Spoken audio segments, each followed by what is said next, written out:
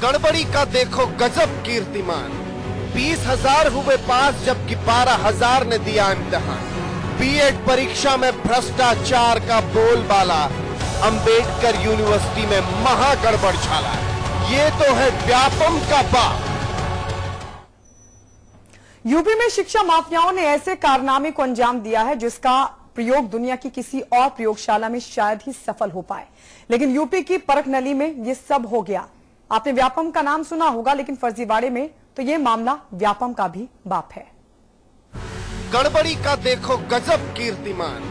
20,000 हुए पास जबकि 12,000 ने दिया इम्तिहान। बीएड परीक्षा में भ्रष्टाचार का बोलबाला। अंबेडकर यूनिवर्सिटी में महा गड़बड़ झाला। ये तो है व्यापम का बाप। दरअसल उत्तर प्रदेश के डॉक्टर भीमराव अंबेडकर विश्वविद्यालय में एक बड़ा मामला सामने आया है, जहां बीएड में प्रवेश लेने वाले छात्र करीब 12,000 थे, लेकिन परीक्षा में 20,000 से ज्यादा छात्र पास हो गए हैं। यह है अंबेडकर यूनिवर्सिटी में महा गड़बड़ झाला। ये कैसी व्यवस्था है और ये किसकी व्यवस्था है? क्योंकि व्यवस्थाओं की इस बिसात पर तो बदहाल ही है सब कुछ। यकीन नहीं आता तो अजब अंबेडकर विश्वविद्यालय का गजब कारनामा देखिए।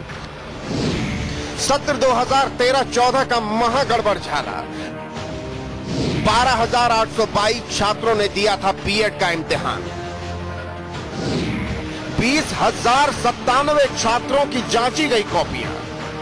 बलिहारी जाएं अपने देश की शिक्षा व्यवस्था पर, क्योंकि गिनीज वर्ल्ड बुक के पन्नों में भी नहीं होगा ऐसा कीर्तिमान। यहां 12,000 स्टूडेंट ने परीक्षा दी हो और पास होने वाले स्टूडेंट करीब 20,000। अब परिणाम के परिवेश में परतें उधड़ी तो सांसें उखड़ गई हैं विश्वविद्यालय प्रशासन की।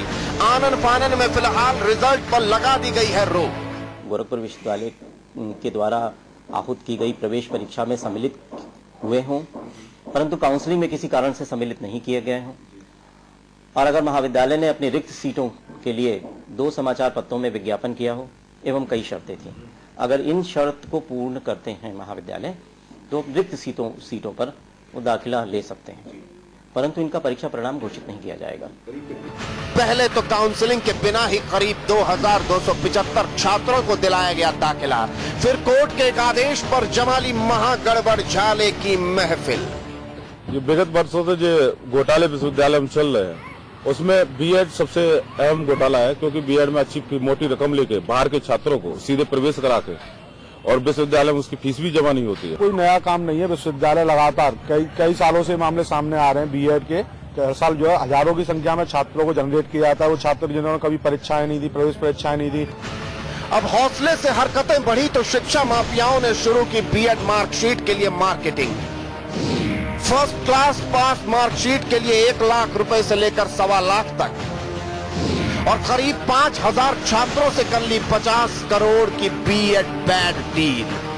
कि ये मामला गंभीर है। उत्तर प्रदेश सरकार को जिम्मेदारी लेनी चाहिए। उत्तर प्रदेश सरकार से रिलेटेड स्टेट का मैटर है, और इसलिए मैं समझता हूं कि उत्तर प्रदेश के सरकार को इस इशू पर गंभीरता से डिसीजन लेने की जरूरत है। बहरहाल यहाँ तो व्यापम की तर्ज पर बनाई गई महा गड़बड़ झाले की तस्वीर है, और अब तस्वीर की इसी तासीर में तबाह हो जाएगा हजारों युवाओं का भविष्य। इतना बड़ा खेल ये व्यापम नहीं, व्यापम का बाप है। ब्यूरो रिपोर्ट के साथ साजिद अली, समाचार प्लस। तो सवाल यह है कि आखिर इतना बड़ा फर्जीवाड़ा किसने और कैसे हो गया। सवाल यह भी कि क्या ये शिक्षा व्यवस्था के साथ मजाक नहीं है। सभी खास मेहमान हमारे साथ जुड़ चुके हैं। बीजेपी के नेता राकेश त्रिपाठी हमारे साथ हैं, समाजवादी पार्टी के विधायक रविदास मेहरोत्रा हमारे साथ हैं, इसके अलावा अमिताभ अग्निहोत्री जो कि हमारे मैनेजिंग एडिटर है वो भी हमारे साथ जुड़ चुके हैं। अमिताभ जी, आप ही के साथ चर्चा की शुरुआत करना चाहूंगी। ये तो व्यापम से भी बड़ा घोटाला नजर आ रहा है। देखिए, पहले ये घोटाला कैसे होता है ये थोड़ा सा हम समझाएं दर्शकों को। 12,800 के करीब बच्चे एनरोल्ड हुए। फाइनल इम्तिहान हुआ तो कॉपी जचने आ गई 20,000 से ऊपर। रिजल्ट आ गया 20,000 से ऊपर का। जी। हंगामा मच गया कि भाई जितने बच्चे एनरोल्ड नहीं उससे ये तो डेढ़े आ गए। फिर भाई हुआ कि खोजबीन करो। खोजबीन में समझ आया कि सुविधा शुल्क लेके उन छात्रों को इम्तिहान दिला दिया गया जो सालों भर अपने घर में सोते रहे, न कभी कॉलेज आए, न कोई क्लास अटेंड की, न कोई प्रायोगिक परीक्षा दी, कुछ नहीं, केवल पैसा जमा किया, सुविधा शुल्क और चले। उत्तर प्रदेश के रविदास जी बैठे हैं, उत्तर प्रदेश के एक आईएएस अधिकारी मुझसे कह रहे थे, रविदास बाबू, कि 3 लाख रुपए का रेट है, सही गलत मैं नहीं जानता, वो कह रहे थे कि 3 लाख रुपए का रेट है, 3 लाख गुणे 8,000, कितना पैसा बना? और ये पहली बार का मामला नहीं है मित्र, इसी आगरा की यूनिवर्सिटी के खिलाफ एसआईटी की जांच चल रही है सुप्रीम कोर्ट के आदेश पर। 2010 में भी ऐसे ही गड़बड़ घोटाला हुआ था, मजाक बना दिया। शिक्षा के नाम पर ऐसा घृणित चेहरा, मतलब ये तो अंधे को भी दिखाई दे भाई। एनरोल्ड जब इतने लोग हुए और आपने परिणाम दे दिया इतनों का, ये कहां से आए लोग? ये एक बड़ा प्रश्न है। पूरी दुनिया में बदनामी होती है उत्तर प्रदेश की, उत्तर प्रदेश के हायर एजुकेशन की बदनामी होती है। ये लोग टीचर बनेंगे बाद में जाकर, जो लोग कभी एक दिन इस क्लास में नहीं आए, कॉलेज में जिन्होंने पढ़ाई नहीं की, कोई प्रैक्टिकल नहीं किया, रविदास जी यही लोग जाके टीचर बनेंगे, क्या पढ़ाएंगे? कैसी खरपतवार उगाई है धंधे के लिए। इसलिए मुझे लगा कि इस नाजुक सवाल पर चर्चा होनी चाहिए। ये व्यापम का बाप है। अरे वहां तो इम्तिहान तक आदमी गया, बाकी में पर्चा बता के और दाएं बाएं नकल पकल करा के कर दिया। यहां तो आदमी ही नहीं, सीधे पास कर दिया। ये बड़ा सवाल है। उत्तर प्रदेश की प्रतिष्ठा ऐसे ही मसलों से खराब होती है। जी राकेश त्रिपाठी जी, क्या ऐसा संभव है कि रजिस्ट्रेशन तो हो 12,000 स्टूडेंट्स का, अभ्यर्थियों का, और उनके रिजल्ट आ जाए 20,000? क्या ऐसा कभी संभव हुआ है? जी देखिए, संभव और ये हर साल चला आ रहा है जी, ये सामने दिख रहा है। और अमिताभ जी ने भी जैसे बताया कि एसआईटी की एक जांच चल रही है जिसको हाईकोर्ट मॉनिटर कर रही है। फर्जी मार्कशीट के मामले तो मुझे लगता है कि कोई ऐसी यूनिवर्सिटी उत्तर प्रदेश की नहीं है जो फर्जी मार्कशीट मामले में जांच के दायरे में ना होनी चाहिए। हर यूनिवर्सिटी ने अपने यहां एक कारखाना खोल रखा है फर्जी मार्कशीट छापने का, और हर यूनिवर्सिटी से फर्जी मार्कशीट जारी होती है। अभी जितनी भी नियुक्तियां हो रही है उत्तर प्रदेश में और उत्तर प्रदेश के बाहर भी, उनकी मार्कशीट की जब जांच हो रही है तो तमाम सारी मार्कशीटें फर्जी निकल रही हैं। देखिए, अभी ये जो बीएड का मसला है, बीएड एक ऐसी पढ़ाई थी कि बीएड की पढ़ाई करने के बाद नौकरी की बिल्कुल गारंटी होती थी। नौकरी की गारंटी की ऐसी पढ़ाई पर बड़े पैमाने पर धन की उगाही होती है, और प्राइवेट कॉलेजों ने बीएड की मान्यता भी बड़े पैसे देकर के यूनिवर्सिटी से मान्यता उस कॉलेजों ने ली और उसकी वसूली फिर छात्रों से की है। इसके रिकॉर्ड है, और उत्तर प्रदेश के सारे लोग, ये पब्लिक डोमेन में है, लोग जानते हैं कि बीएड में एडमिशन के लिए कैसे पैसे चलते हैं। अभी बीटीसी की मान्यता के लिए उसी प्रकार की परिस्थितियां फिर बन गई है। देखिए, उत्तर प्रदेश की सरकारों ने, चाहे वो पहले बसपा की सरकार रही हो, चाहे वो समाजवादी पार्टी की सरकार हो, इन सरकारों ने शिक्षा के विषय को इतना महत्वहीन बना दिया है। संजय मोहन के घर से जब पैसे बरामद हुए तो समाजवादी पार्टी के एक नेता ने कहा कि इस प्रकार से प्रमुख सचिव ये शिक्षा के जो डायरेक्टर होते हैं, माध्यमिक शिक्षा के डायरेक्टर, क्या उनके पास भी इतनी कमाई हो सकती है कि मैंने तो इसका ट्रांसफर ऐसे ही करा दिया था अपनी सरकार के समय में, क्या ये इतना माल कमा सकता है? ये अखबारों में छपी हुई खबरों की रिपोर्ट के आधार पर बता रहा हूं कि संजय मोहन के भ्रष्टाचार के बाद आंखें खुल जानी चाहिए थी लोगों की कि माध्यमिक शिक्षा में इतना बड़ा भ्रष्टाचार है। और आज बेसिक शिक्षा हो, माध्यमिक शिक्षा हो, उच्च शिक्षा हो। राकेश जी, आंखें तो खुल गई संजय मोहन के बाद, लेकिन इसलिए खुली कि इतनी माल की पोस्ट थी, कम पैसे में काम करा गया।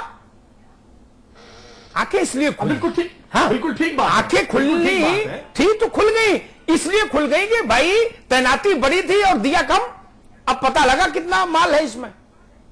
तो जहां इस ढंग से आप काम करेंगे वहां क्या होगा? पंकज तिवारी जी ठीक बात कहे राकेश त्रिपाठी ने, मैं उनसे सहमत हूं। उत्तर प्रदेश की तमाम यूनिवर्सिटियां इस अराजकता की जद में हैं, जहां फर्जी मार्कशीट, बिना मतलब स्कूल जाए, कॉलेज जाए, प्रमाण पत्र पास हो जाइए, बीटीसी, बीएड, इस तरह के जो प्रोफेशनल कोर्सेज हैं जहां के बाद नौकरी की संभावना बनती है। हालांकि उत्तर प्रदेश में तो वो संभावना बहुत ही मुश्किल है अब, लेकिन फिर भी उम्मीद पर दुनिया कायम। वहां सब जगह भ्रष्टाचार चल रहा है। आगरा यूनिवर्सिटी, इलाहाबाद यूनिवर्सिटी और आगरा यूनिवर्सिटी, रविदास जी जानते होंगे, एक दौर था जब पूरे कई प्रदेशों में यही दो यूनिवर्सिटियां थी उत्तर भारत में, इलाहाबाद यूनिवर्सिटी और आगरा यूनिवर्सिटी। उस आगरा यूनिवर्सिटी का ये चेहरा निकला है, क्या कहेंगे?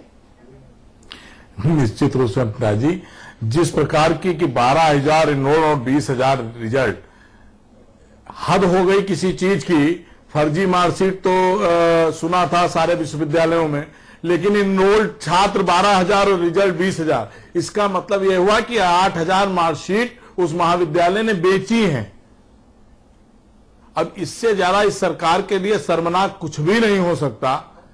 इस सरकार के उसमें शिक्षा का इस तरह का व्यवसायीकरण की, मतलब पैसा दो और डिग्री ले जाओ, हद है। लेकिन अब इस सरकार को शर्म आएगी या नहीं आएगी, इस पे हर मामले में तो चाहे लोक सेवा, हर मुद्दे पर तो ये फेल है। और इस तरह की घटनाओं के बाद ये सरकार संज्ञान लेगी या नहीं लेगी, इसका भी कोई वो है नहीं। लेकिन अखिलेश यादव को शर्म करनी चाहिए कि उनके राज में शिक्षा का इस तरह का व्यापार हो रहा है। रविदास जी, आपकी सरकार ने पुलिस, पीएसी सबसे इम्तिहान हटा दिया, बोले इम्तिहान की जरूरत नहीं। यही देख के तो नहीं हटा दिया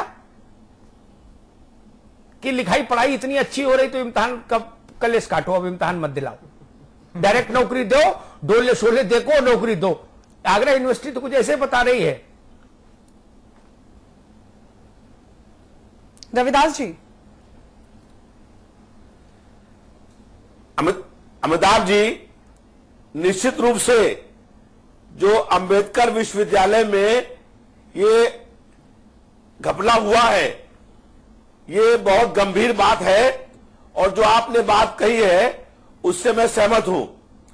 इस पर कड़ी जांच हो और इस पर सीबीआई की इंक्वायरी हो, और जो लोग भी इसमें जिम्मेदार और दोषी हैं उनके खिलाफ कड़ी से कड़ी कार्रवाई हो।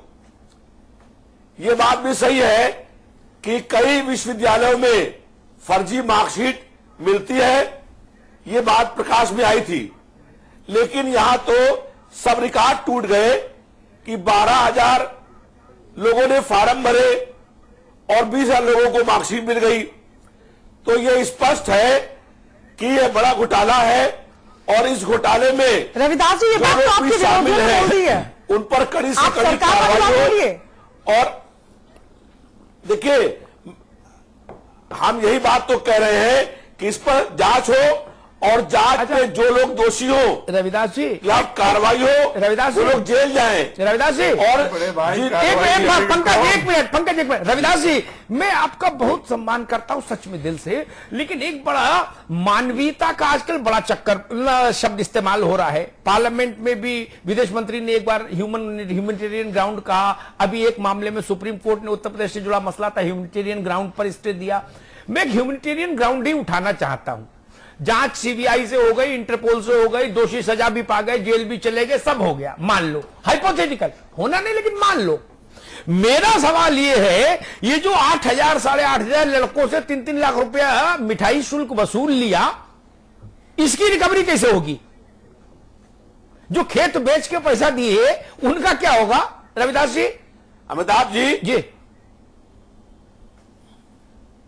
जी, मैंने वही कहा, जब इसमें जांच होगी तो जिन लोगों ने पैसा लिया है उनसे उस पैसे की वसूली भी हो, और जिन विद्यार्थियों से ये रुपया लिया गया है उनको ये पैसे की वापसी भी हो। रविदास जी, एक सवाल और बहुत गंभीर है। ना एक रविदास जी, समय कम है, सवाल के साथ उत्तर आए। एक प्रश्न आपके संज्ञान में रख दूं, शायद इनको याद होगा, राकेश जी को भी, पंकज जी को भी। सिपाही भर्ती घोटाला हुआ, ठीक, सिपाहियों की भर्ती कैंसिल हो गई। हमको भी मालूम है, राकेश को भी मालूम है, पंकज को भी मालूम है, और आपको भी मालूम है। गायत्री को तो नहीं होगा, लेकिन हम सबको मालूम है कैसे खेत बेच के जेवर गिरवी रख के रिश्वत दी गई थी। क्या किसी की एक की वापस हुई हो तो बता दो। किसान टूट गया, बोला लड़के की नौकरी भी नहीं हुई लगी और खेत भी बिक गया। रविदास जी, ऐसा नहीं हुआ था क्या? याद है ना हमको, आपको?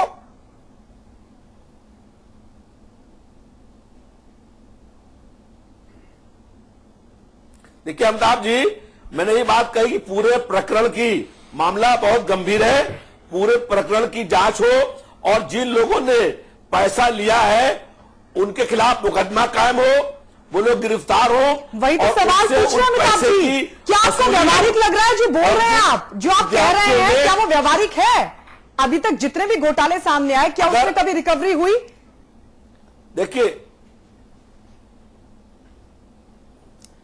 देखिए जिन लोगों ने पैसा अगर घूस में दिया है तो वो पैसा उनको वापस मिलना चाहिए। इससे पहले भी हम लोगों ने ये बात कही है कि अगर कहीं पर कोई शिकायत है, कहीं किसी ने पैसा दिया है तो मुकदमा कायम हो, जिन लोगों ने पैसा दिया है वो गिरफ्तार हो आपकी बात और सुनने उनसे में अच्छी है, पैसे जमीन की पर वसूली खड़ी हो। होगी। राकेश त्रिपाठी, मुझे ये बताओ, भारी पैसे का लेन देन हुआ, ये बात प्रथम दृष्टया समझ में आती है हर आदमी की, ठीक। मान लीजिए रिजल्ट कैंसिल भी हो जाए, जी, फिर भी ये हजारों हजार बच्चों से जो मिठाई शुल्क या सुविधा शुल्क राजी या कुराजी वसूला गया, इसका क्या होगा? नहीं, इसका कुछ नहीं होगा अमिताभ जी। देखिए ये सैकड़ों करोड़ है, मुझे लगता है, सैकड़ों करोड़ है भाई। अमिताभ जी, मुझे लगता है कि इस प्रश्न तो बहुत दूर की कौड़ी हुई।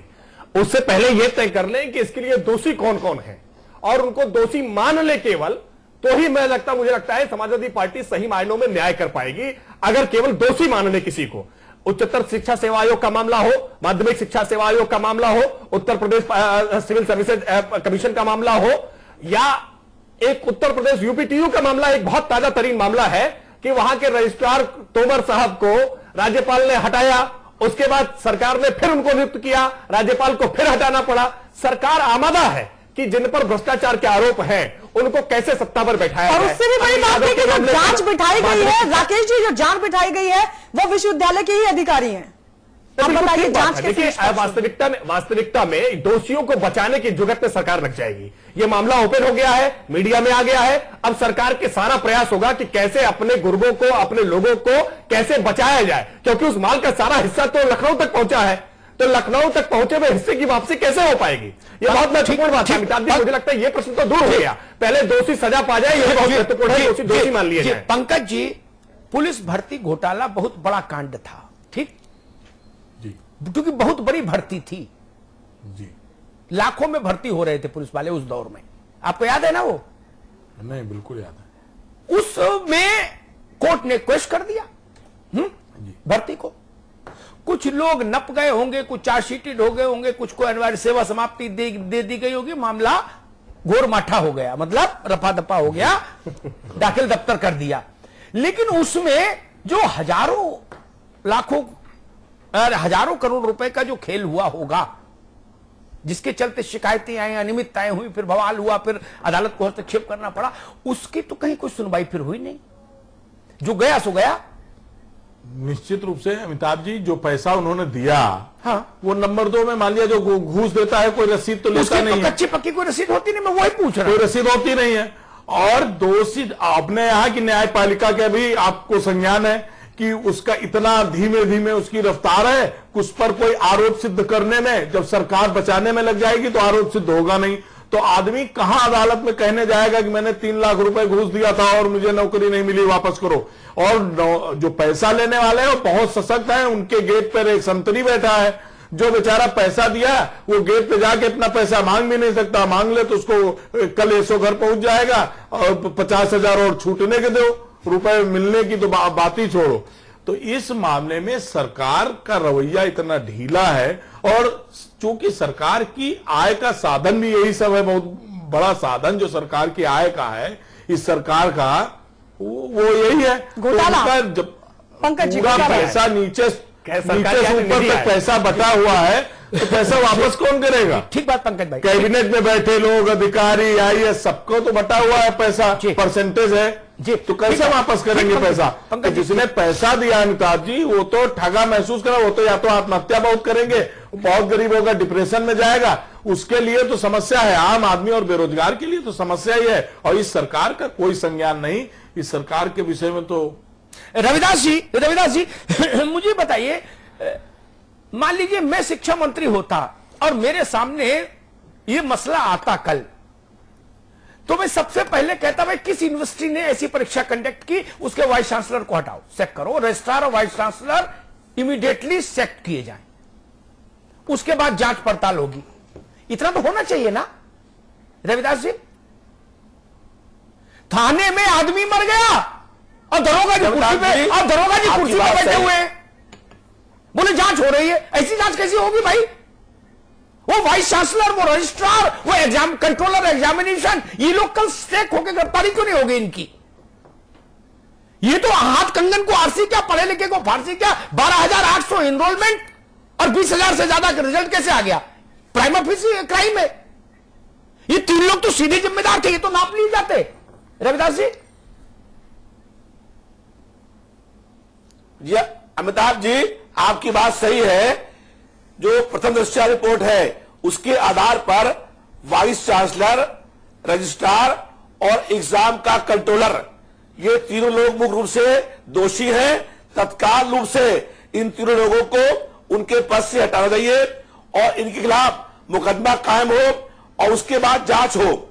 और मैं भी अपने स्तर से प्रयास करूंगा और मैं आपके माध्यम से प्रदेश के मुख्यमंत्री से मांग करता हूं कि तत्काल रूप से अंबेडकर विश्वविद्यालय के वाइस चांसलर, रजिस्ट्रार और एग्जाम के जो कंट्रोलर हैं, तत्काल रूप से उनको उनके पद से हटाया जाए और उसकी जांच करके जो लोग भी इसमें दोषी हैं उन पर कड़ी से कड़ी कार्रवाई हो। रविदास जी, और आपकी बात इसमें शामिल है आपकी बात के खिलाफ कार्रवाई हो। आखिरी बात और जो ठीक है, पैसे की वसूली हुई है वो वापसी हो। समझ गया, आपकी बात समझ गया। आखिरी सवाल पूछ लूं, समय कम है मित्र।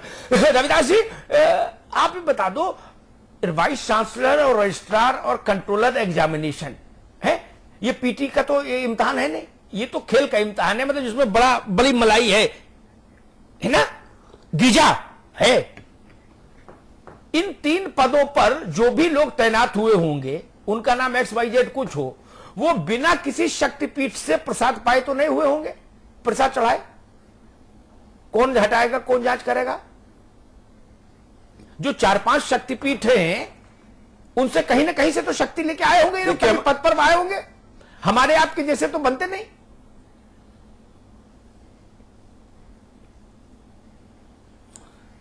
देखिए अमिताभ जी, जब ये इतना बड़ा घोटाला संज्ञान में आ गया है तो इस पर कार्रवाइयां होंगी और जो लोग दोषी हैं, इसके जिम्मेदार हैं, उनके खिलाफ कड़ी से कड़ी कार्रवाई। अरे देखिए, आपकी होनी चाहिए। राकेश त्रिपाठी, आप भी प्रयास करेंगे, हम भी प्रयास करेंगे। बिना शक्तिपीठ के मैं आपके चरण के माध्यम से बात भी कर रहा हूं बिल्कुल कि जो लोग भी इसमें शामिल हैं, रविदास बाबू, स्वागत कार्रवाई हो। ठीक है, राकेश त्रिपाठी बहुत संक्षेप में बताएगा। बिना शक्तिपीठ से शक्ति प्राप्त किए महत्वपूर्ण पद पर कोई नहीं आता, ठीक? फिर उनको हटाएंगे कैसे? नहीं हटा सकते, बिल्कुल नहीं हटा सकते। शक्तिपीठ से शक्ति प्राप्त है और इतनी शक्ति प्राप्त है कि रविदास जी अपनी बात सीधे मुख्यमंत्री जी तक नहीं रख सकते, उनको भी ये चैनल का माध्यम लेना पड़ रहा है। चैनल के माध्यम से तो भाजपा कहे, कांग्रेस कहे तो समझ में आती है, क्योंकि मुख्यमंत्री से हमारी बात सीधे नहीं हो पाती। लेकिन रविदास जी को भी चैनल का माध्यम लेना पड़ रहा है। रविदास जी को जिम्मेदारी पूर्वक कहना चाहिए कि मैं सरकार से मांग करता हूं और सरकार से बात करके इस पर कार्रवाई के लिए आश्वस्त करता हूं कि मैं इस पर कार्रवाई आपने सुना नहीं, मैंने पहले कहा ठीक है, इस पर हम प्रयास करके इस पर कार्रवाई कराएंगे। जी, आपने बात सुनी नहीं, मैंने पहले कहा कि मैं इस पर कार्रवाई कराऊंगा, प्रयास करूंगा। ठीक है, जो लोग दोषी जिम्मेदार है उन पर कार्रवाई हो। जी ठीक है, बोलने से पहले सुन तो लीजिए। जी अमिताभ जी से बात करें। देखिए, शक्तिपीठों से पहले समय में पंकज जी सिद्ध लोग मालूम क्या करते थे, जिसमें रामकृष्ण परमहंस जैसे लोग और तमाम सिद्ध लोग थे भारत में। भारत तो सिद्धों की भूमि रही।